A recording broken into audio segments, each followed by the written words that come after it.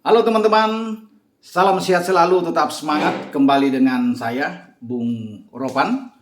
Kita akan berbicara sejumlah partai. Pertandingan yang akan dimainkan Selasa waktu setempat atau Rabu dini hari waktu Indonesia bagian Barat. Ada pertandingan-pertandingan yang menentukan di babak kualifikasi Piala Dunia, terutama di zona Afrika. Juga mungkin ada di CONMEBOL, karena kalau di Amerika Selatan itu tidak berpengaruh lagi karena Brasil dan Argentina yang tidak terkalahkan sejauh ini sudah pasti lolos. Ada Ekuador juga yang aman bersama dengan Uruguay. Namun di Afrika ini rame.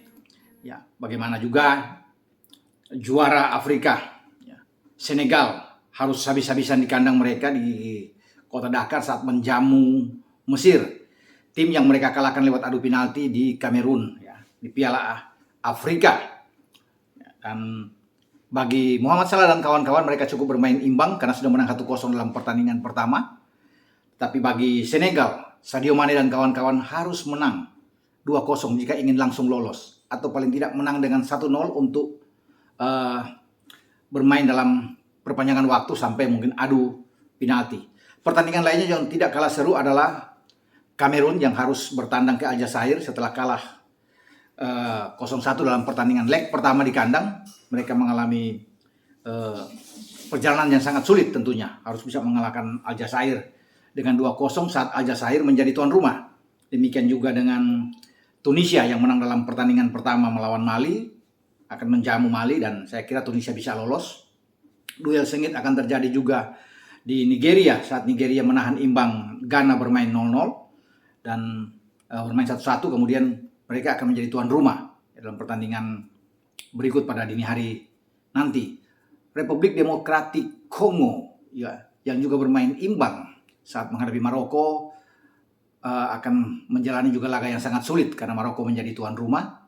Jadi saya pikir Aljazair, Maroko, Tunisia ini punya peluang yang sangat bagus, termasuk Nigeria yang bisa lolos. Nah, pertandingan yang ditunggu adalah duel antara Senegal dan Mesir. Ya, itu yang paling menarik yang kita akan tunggu.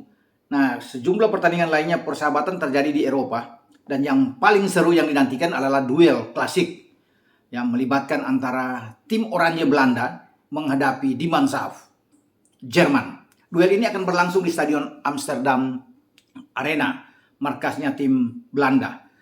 Belanda baru saja menggebuk Denmark dalam pertandingan persahabatan dengan 4-2 di kandang dan Jerman menang melawan Israel 2-0. Pertemuan ini terjadi antara dua musuh bebuyutan, ya. Belanda itu boleh kalah sama tim lain tapi tidak boleh sama Jerman. Ini menjadi harga mati buat mereka. Selalu perseteruan ini terjadi dalam setiap pertemuan kedua tim ini sejak mereka bertarung di final Piala Dunia 1974, ya, di mana Belanda dengan Johan Cruyff-nya, ada Johan Neeskens saat itu, ada Arihan, Johnny Rep, ya, Ruud Krol, dan mereka melaju ke final Piala Dunia. Namun mereka kalah di final melawan Jerman yang masih dengan Jerman Barat ketika itu yang diperkuat oleh Franz Beckenbauer. Di bawah Mister ada Sepp Maier, kemudian ada Gerd Müller yang sudah almarhum, ya, ada Bertie Vogts juga, pemain-pemain Jerman yang top yang mengalahkan Belanda di final dengan 2-1. Sejak itulah perseteruan itu terus terjadi, ya, karena Belanda ini paling, ya, boleh dikatakan dalam tanda kutip, ya, anti dengan Jerman, karena Jerman pernah menjajah mereka di Perang Dunia Kedua selama 5 tahun menduduki Belanda. Jadi Belanda ada kekesalan kalau menghadapi Jerman, mereka ingin selalu menang, ya, apalagi di dunia sepak bola. Namun kalau dari pertandingan-pertandingan resmi, Belanda ini sulit mengalahkan Jerman, kecuali di pertandingan-pertandingan kualifikasi, ya, zona Eropa, ya, baik di Piala Dunia atau Piala Eropa mungkin mereka bisa menang. Tapi kalau sudah menuju ke event resmi, Belanda selalu mengalami kesulitan, ya. Dan itu yang terjadi juga di 78 ketika Belanda ke final dan kalah lawan Argentina di final dengan 3-1. Di fase kedua mereka bermain imbang 2-2 dengan Jerman, ya. Dan juga berlanjut pada Belanda bisa menang sekali, itu yang terjadi di Euro semifinal di kota Hamburg. Saya juga menyaksikan ketika masih sebagai jurnalis, ya. Saat itu saya terbang ke Jerman dan menonton semifinal di kota Hamburg di utara Jerman. dan Belanda bisa menang dengan 2-1 dalam pertarungan yang sengit.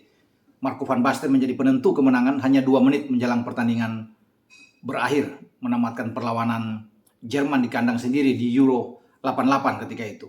2 tahun kemudian, ya, dalam pertarungan di babak kedua juga ketika mereka lolos dari fase grup, Jerman itu menang 2-1 di Milan. Saya juga ikut menjadi saksi mata ketika itu, meliput kejuaraan dunia tahun 90, di mana Jerman tampil sebagai juara dunia setelah mengalahkan Argentina di final. Tapi sebelumnya mereka terlibat dalam pertarungan yang akan dikenang terus. Ya, itu ada kasus Frank Rijkaard meludahi striker Jerman Rudi Völler ketika itu. Dan Jerman bisa menang dengan 2-1. 2 gol Jerman diciptakan Andy Brehme dan Jurgen Klinsmann, dan 1 gol balasan lewat penalti Ronald Koeman. Jadi pertarungan ini terus-menerus terjadi. Terakhir Belanda bisa menang dengan 4-2 ya di tahun 2019 melawan Jerman. Itulah pertemuan terakhir sebelum pandemi terjadi, dan mereka sekarang terlibat dalam duel ya, persahabatan. Walaupun ini hanya bertajuk persahabatan, tetapi ini penuh emosional saya pikir. Ini prestisius bagi Belanda dan Jerman. Dan Hansi Flick sebagai pelatih Jerman yang sudah mengantongi 8 kemenangan ya sejak dia menggantikan Joachim Löw, ya, bertekad sekali ya, berambisi untuk bisa mengalahkan Belanda di Amsterdam Arena, karena mereka punya kemampuan untuk bisa melakukan itu ya dengan pemain-pemain yang dianggap Flick terbaik tentunya. Manuel Neuer yang tidak tampil melawan Israel pasti akan dimainkan.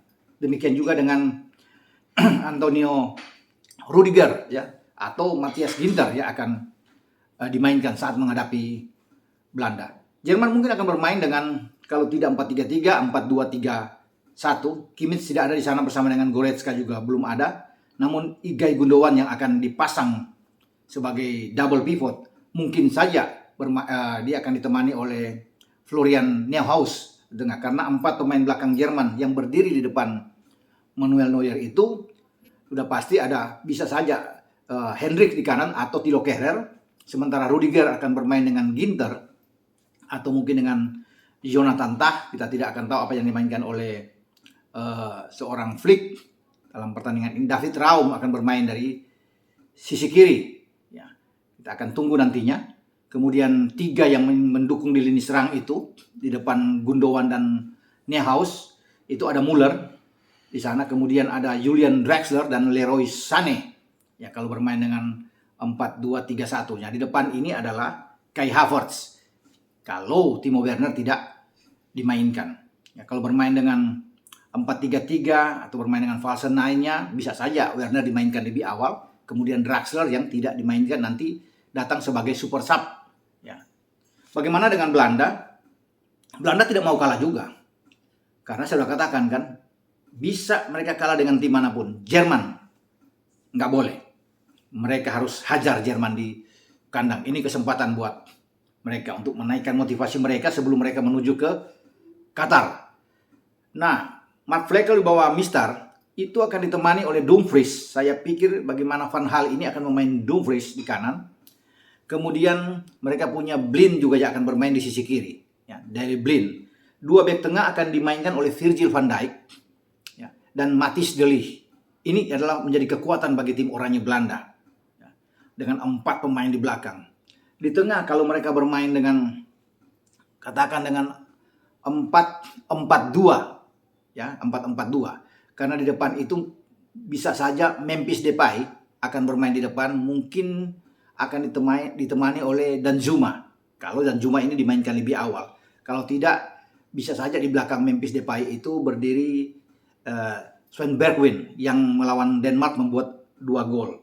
Nah, 4 gelandang yang mungkin saja dimainkan oleh Van Gaal di sini adalah sudah pasti Wijnaldum, Davy Klaassen, ada Frenkie de Jong yang ada di sana, dan Berghuis. Ya, inilah 4 pemain kalau bermain dengan 4-4-2 atau 4-4-1-1, di mana Memphis akan didorong lebih ke depan, ya. Kemudian di belakangnya bisa Bergwijn atau dengan Arnold Danjuma, ya, pemain muda striker yang terus ya diberi kesempatan jam bermain oleh Van Gaal. Ini pertandingan yang sangat ramai. pertandingan yang sangat seru yang bisa kita saksikan, walaupun sekali lagi saya mengatakan, walaupun ini masih bertajuk sebagai pertandingan persahabatan, tapi setiap kali melibatkan Belanda dan Jerman, ini terus menegangkan, ya. Sangat-sangat enak untuk disaksikan. Nah, dan disinilah saya akan memberikan semacam pertanyaan buat Anda, dan juga sekaligus kuis untuk bisa mendapatkan giveaway yang dipersembahkan oleh PT SKA Prima Eva. Tetap terus, ini luar biasa ya. Saya berterima kasih kepada PT SKA Prima Eva karena mendukung dengan giveaway yang sangat banyak, sehingga Anda semua akan kebagian, akan mendapatkan giveaway ya. Walaupun mungkin dari antara Anda memberikan pendapat ya, ini tidak mengejar hadiah, tetapi ini sudah disiapkan.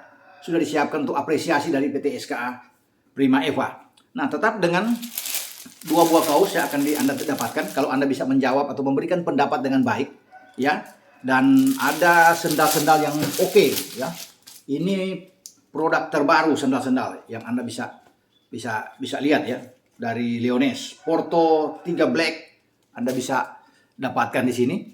Ya, kemudian juga Columbia Black, ada Andes Black. Jadi semua akan mendapatkan hal yang sama ya.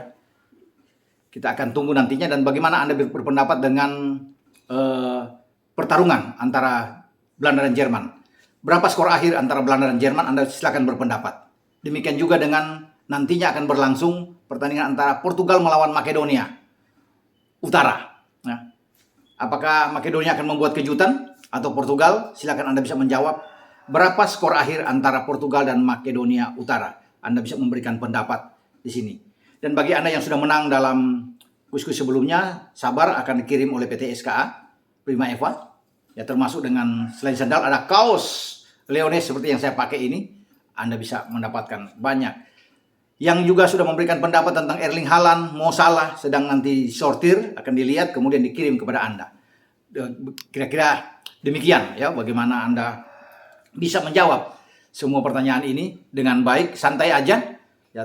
Dan kita akan umumkan besok komentar-komentar terbaik dari Erling Haaland dan Mo Salah untuk bisa mendapatkan giveaway. Karena giveaway ini banyak sekali disiapkan untuk semua Anda yang pantengin channel YouTube Bung Rupan. Terima kasih buat Anda semua ya yang sudah terus-menerus mendukung channel ini dan bisa berkembang dengan baik, sehingga banyak juga para endorse yang masuk untuk memberikan hadiah giveaway kepada Anda semua. Karena bagi saya ini perlu bukan untuk saya, untuk Anda semua ya.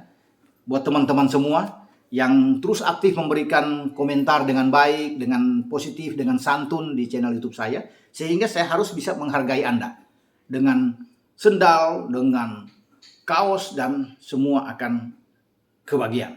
Oke, sampai di sini pembicaraan saya tentang pertandingan yang akan dimainkan ya. Sekali lagi jangan lupa berapa skor akhir antara Belanda dan Jerman, dan juga berapa skor akhir antara Portugal melawan Makedonia Utara yang dimainkan pada Rabu dini hari waktu Indonesia bagian Barat. Saya tunggu pendapat Anda, komentar Anda yang saya baca dari kemarin itu luar biasa, memberikan pendapat-pendapat. Ini top dalam menganalisa. Nah, kita akan lihat apakah akan benar Anda memprediksi tentang duel yang saya bicarakan tadi. Belanda, Jerman, Portugal, Makedonia. Sampai di sini, ciao.